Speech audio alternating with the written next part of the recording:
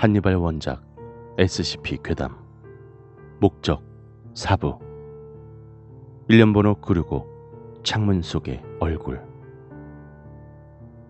요즘 너 왜 그래? 어디 아픈 거야? 내가 뭐... 제임스의 화난 목소리에 크리스는 무심한 태도로 대답했다. 하지만 제임스가 화를 내고 있는 이유는 이미 알고 있었다. 아니 뭐냐니? 진짜 몰라서 물어? 말했잖아. 요즘 들어 신경이 예민해졌을 뿐이라고. 걱정돼서 그렇지. 새벽 3시에 전화해서 누군가 집에 침입했다고. 집에 좀 와달라고. 그렇게 때를 쓰는 게 정성이라고 생각해? 그리고 정작 가보니까 너밖에 없었잖아. 제임스의 말엔 틀린 곳이 없었다. 그의 말이 맞았다. 나도 내가 왜 그러는지 몰라. 진짜 요즘 들어 모든 게 불안하다고. 새벽에 자고 있을 때 아주 작은 소리만 나도 소스라치게 놀라면서 잠에서 깨어난다니까. 병원을 좀 가봐. 안 돼. 일 때문에 시간도 없고 월세 내기도 바쁘다고. 아니 그래도 정말 내가 됐다는데 네가 왜 그래? 크리스는 화를 버럭내고 집으로 향했다. 집 안에 들어가기 싫은 마음이 굴뚝 같았지만 딱히 신세를 질 만한 곳도 없었기에 계단을 내려갔다. 그의 집은 반지하였다. 다행히 크기는 반지하치고는 상당히 넓은 축에 속했다. 신발을 벗고 집 안으로 들어서자마자 한기가 온몸을 휘감았다. 요즘 들어서 집안에 난방이 잘 되지 않는 것 같았다. 이상한 점은 난방기구는 제대로 작동하고 있다는 점이었다. 난방의 온도를 아무리 올려보아도 집안에서 감도는 한기를 모두 없애지는 못했다. 젠장, 감기라도 걸린 건가? 크리스는 대수롭지 않게 넘겼고 옷을 몇 겹 더 껴입었다. 그날 저녁 크리스는 창문에 바람이 부딪히며 나는 소리에 화들짝 잠에서 깨어났다. 새벽인 듯 주변은 온통 어둠에 잠겨 있었다. 아무것도 보이지 않았다. 크리스의 마음속에서 불안함이 싹트기 시작했다. 그때 다시 한번 바람이 창문에 부딪히며 기괴한 소리를 내었다. 젠장. 크리스는 두려움을 떨쳐내기 위해 이어폰을 귀에 꽂고 평소 즐겨 듣는 노래를 들었다. 그제서야 크리스는 조금 안심하고 잠자리에 들 수 있었다. 하지만 그는 갑작스레 들려오는 물방울 소리에 다시 잠에서 깨어날 수밖에 없었다. 어느새 노래는 꺼져 있었다. 그는 타이머를 맞췄던 것을 뼈저리게 후회했다. 바깥에서 내리기 시작한 비가 바닥에 떨어지며 나는 소리인지, 집안 어딘가 꽉 잠그지 않은 수도꼭지에서 떨어지는 물방울 소리인지 구분할 수가 없었다.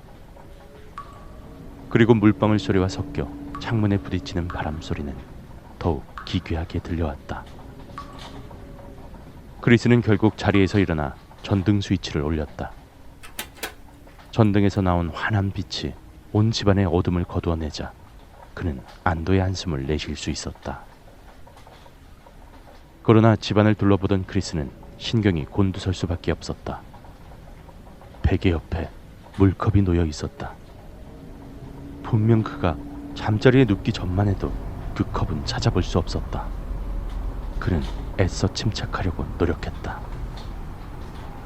자기 전에 물을 마시고 머리맡에 놓아뒀던 거야 라고 생각해 보았지만 그런 기억은 그의 뇌에 존재하지 않았다. 하지만 그는 계속해서 그렇게 생각할 수밖에 없었다. 그 기억을 부정해버리면 너무나도 무서운 사실을 받아들여야 했기 때문이다. 이 집에 자신 말고 누군가가 있다라는 사실을.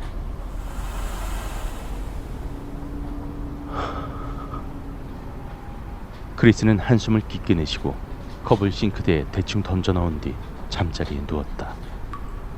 하지만 도저히 잠을 잘 수가 없었다. 여전히 어디선가 들려오는지 모를 빗방울 소리와 창문 소리가 그를 끝없이 괴롭혔다. 결국 그는 밤을 지새울 수밖에 없었다. 그는 쏟아지는 졸음을 몰아내며 이를 가기 위해 현관문을 나섰다. 그때 누군가가 쳐다보는 듯한 느낌을 받았지만 애써 무시하고 일터로 향했다. 전날 잠을 자지 못해서인지 일하다 졸기가 일쑤였고 실수도 계속해서 저질렀다.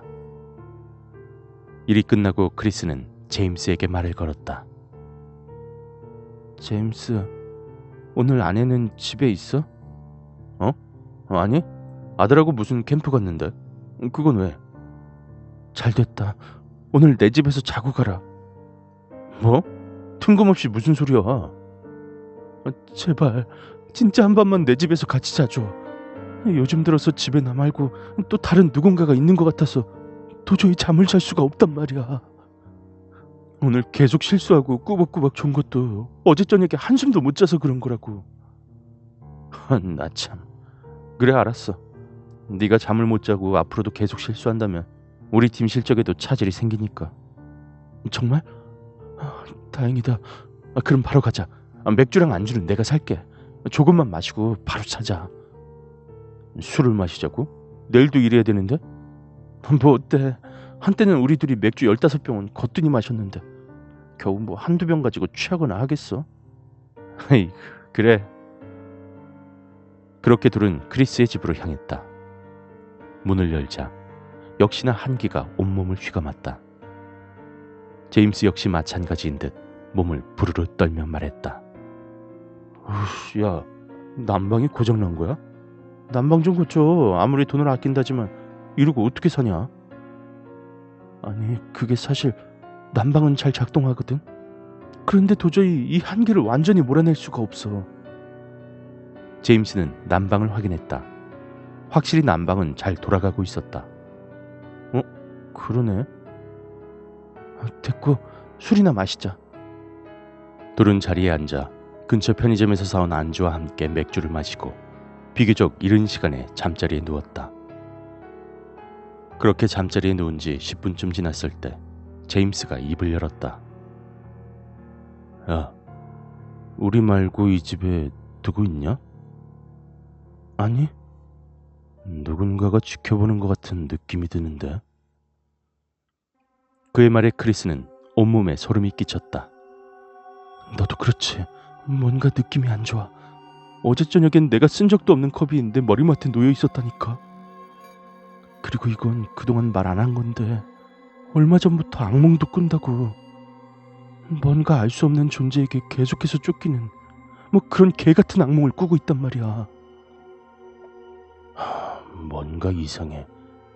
모든 것들을 계속 신경 쓰여. 네 숨소리도, 저 창문에 부딪히는 바람 소리도, 심지어 난방이 돌아가면서 나는 소리조차 말이야.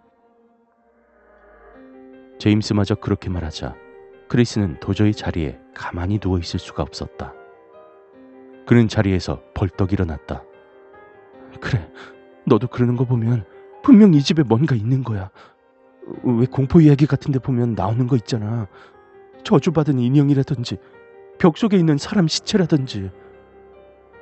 그건 너무 과한 상상 아니냐? 그럴지도 모르지만 확인해본다고 나쁠 건 없지. 이제부터 집안을 샅샅이 뒤져보자. 제임스도 자리에서 일어나며 말했다. 어쩔 수 없지. 도저히 이 상태로는 나도 못 자겠어. 이 사태의 원인을 찾겠다는 일념으로 약 30분 동안 집안 곳곳을 뒤져보았지만 이상한 점은 끝내 발견할 수 없었다. 결국 지친 제임스가 먼저 크리스에게 말을 걸었다. 야, 아무것도 없는 것 같은데? 진짜 뒤질 수 있는 곳은 모조리 뒤진 것 같은데 말이야. 아니, 딱 한 군데 남았어. 크리스의 시선은 지상으로 난 작은 창문을 향해 있었다. 그 창문은 커튼으로 가려져 있었다. 저 창문, 이사온 첫날 새벽에 바깥에서 술 취한 취객이 계속 얼쩡거리길래 커튼을 쳤거든. 그 후로 저 커튼을 한 번도 걷지 않았어. 그럼 뭐야? 바깥에서 누군가가 우리를 계속 쳐다본다 생각하는 거야? 커튼이 쳐져 있는데도? 확인해봐서 나쁠 건 없잖아. 그들은 천천히 창문 앞으로 걸어갔다. 창문 앞에 서자 왠지 모를 두려움이 그들을 덮쳤다. 야, 아무것도 없겠지. 그냥 자자. 제임스가 크리스를 만류했지만 크리스는 그의 말을 무시하고 커튼을 확 걷었다. 다음 순간 두 사람은 비명을 지르며 뒤로 나자빠질 수밖에 없었다. 커튼이 걷히자 창문에 창백한 중년 남성의 얼굴이 딱하니 비쳤기 때문이다. 그 얼굴은 평범한 중년의 남성이었지만 얼굴은 너무나도 창백했다. 그리고 그의 입꼬리는 살짝 올라가 있었다. 씨발, 당신 대체 뭐야? 크리스는 정신을 차리고 벌떡 일어나 창문을 확 열었다. 그런데 바깥에는 아무것도 보이지 않았다. 뭐야? 그새 도망친 거야? 그가 불같이 화를 내자 제임스가 조용히 등을 두드렸다. 이 옆에... 제임스의 두려움이 가득 섞인 목소리에 크리스는 천천히 고개를 돌렸다. 그리고 다시 한번 비명을 질렀다. 그 남자의 얼굴이 아직 창문에 비치고 있었다. 마치 창문에 붙어있는 것 같았다. 뭐야? 저거 그림이야? 미친놈아, 저딴 그림을 내가 왜 그리냐고. 그리고 이사 왔을 때만 해도 없었다고. 그들이 창문에 비친 남자의 얼굴을 쳐다보며 두려움에 떨고 있을 때 현관문을 두드리는 소리가 들렸다. 뭐야, 이 시간에. 젠장, 누구세요? 경찰에서 나왔습니다. 잠시만요. 문을 열자 중년의 남성과 그의 일행들이 곧바로 집 안으로 들어왔다. 아니, 경찰이 이 시간에 무슨 일로? 크리스의 대답에 중년 남성이 자기를 소개했다. 저는 제이크라고 합니다. 그리고 저는 사실 경찰이 아니라 저기 저런 것들을 수집하는 사람입니다.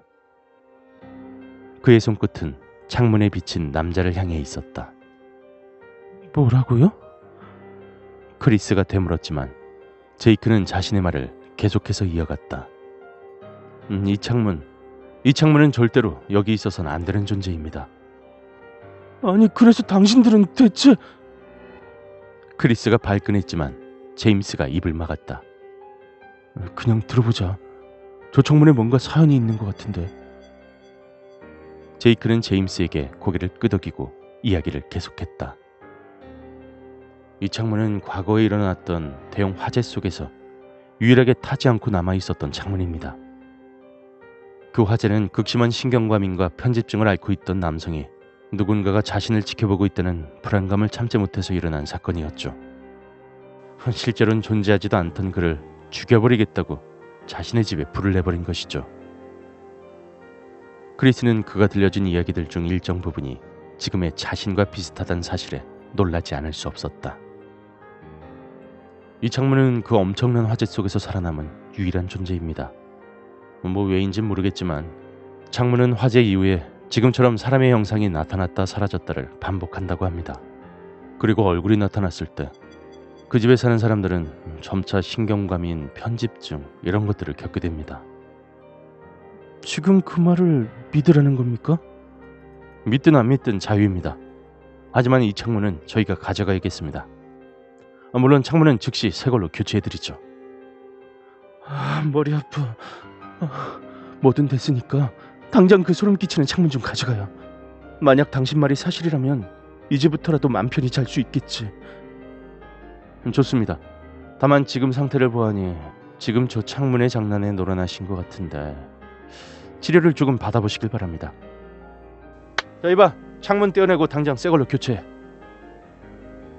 그의 말이 끝나자 같이 집 안으로 들어왔던 일행이 창문을 떼어내었고 새 창문을 끼워 넣었다. 그럼 이제 저희는 가보겠습니다. 잠시만요. 제임스가 밖으로 나가려는 그들에게 말을 걸었다. 왜 그러시죠? 그 창문은 이제 어떻게 하실 건가요? 저희가 알아서 처리하겠습니다. 다른 피해자가 발생하지 않도록요. 제이크는 재빨리 집을 나왔다. 준비된 차 트렁크에 창문을 올리자 동료가 그에게 물었다. 과연 저들이 우리가 있던 거짓말을 믿을까요? 뭐 안 믿어도 상관없어. 병원에서 치료받고 바쁜 일상 속에 살아가다 보면 어느새 잊혀지니까. 정 안 되면 나중에 다시 와서 압력 좀 넣지 뭐. 알겠습니다. 그럼 바로 차에 타시죠. 나는 가다가 내 집에서 좀 내려줘. 며칠 동안 잠을 못 잤더니 도저히 더 이상은 못 버티겠네. 그리고는 기지에 도착하자마자 격리 절차에 따라 처리하고. 알겠습니다. 제이크가 차에 올라타 자리에 앉자 곧바로 차가 출발했다. 이제 하나 남았구만. 그나저나 그 작은 유리병을 어떻게 찾아야 되는 거지? 그게 밖으로 유출되기라도 하면 큰일인데. 그 자식은 대체 왜 이런 일을 벌인 거냐고. 젠장. 제이크는 욕짓거리를 내뱉곤 비가 추적추적 내리는 밤거리를 가만히 쳐다보다 잠에 들었다. 1년 번호 SCP-965 창문 속의 얼굴. 등급 유클리드. SCP-965는 틀에 끼운 창문에 나타나고 있는 시각적 현상이다. 이 현상은 창백한 인간 남성으로 보이는 얼굴 그림자가 창문을 들여다보고 있는 형태를 취한다. SCP-965로 인해 일어나는 최초의 효과로 불안, 신경과민, 심각하지 않은 정도의 편집증이 보고되고 있다. 이 감각들은 출현한 대상의 시각 범위 안에 있는 모든 이들에게 적용되며 커튼 따위로 창문이 가려져 있더라도 적용된다. 동일한 피험자에 대한 반복 실험 결과 최소 3번, 10번 미만의 수면 주기가 지나면 SCP-965는 보통 때와 비교하여 더욱 분명한 웃는 표정을 짓기 시작한다. 이 시점 이후로 피험자는 흉부 속쓰림 또는 복부 통증을 호소하기 시작하고 각혈을 하거나 신체 노폐물에 피가 섞여 나오는 증상을 흔히 보인다.